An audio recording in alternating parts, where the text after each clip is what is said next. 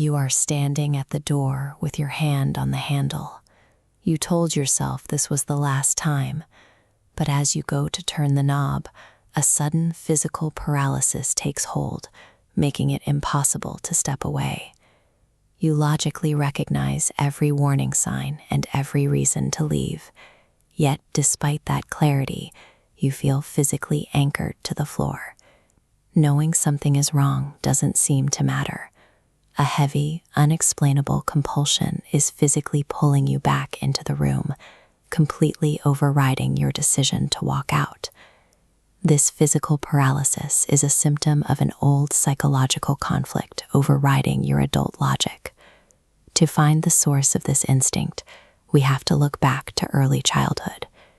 In some early environments, emotional connection is unpredictable. Comfort from a caregiver arrives and vanishes without any clear pattern or reason. A child learns to adapt to this instability by becoming quiet and hyper-observant. They learn to wait perfectly still, hoping to secure whatever inconsistent love might be available. Because leaving a caregiver meant total abandonment for a child, staying became a reliable survival tactic. As the years pass, that childhood waiting tactic evolves into more complex adult behaviors. The simple act of waiting turns into active rationalization. You find yourself over-explaining a partner's actions and accepting treatment that doesn't feel right. A belief takes hold. If you just stay long enough and endure enough, the situation will eventually improve. This leads to cycles of overthinking and anxiety.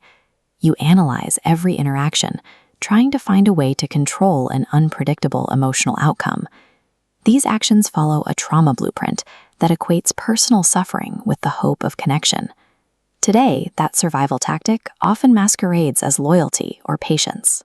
What feels like understanding a partner is often an inability to let go of a relationship that causes harm. This is the attachment loop, a repeating cycle with 4 stages: leave, go back, feel close, and get hurt. While leaving feels like a choice, the underlying anxiety of the pattern often leads right back to the source of the pain. Returning isn't a lack of intelligence. The nervous system remembers the temporary relief of finally feeling close again and craves that feeling above all else.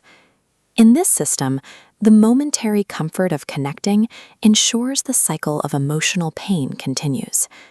Repeatedly returning to a damaging situation is often labeled as personal weakness. This behavior functioned as a successful protective mechanism that kept you safe when you were a vulnerable child. To break the cycle, we have to move past the question, why do I keep going back? The path forward begins with a different question. What early lesson made leaving feel like an impossible threat?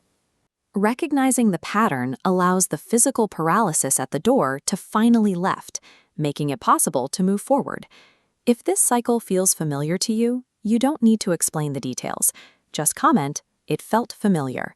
Follow Behavioral Echoes for more breakdowns of these patterns, because awareness is where the change begins.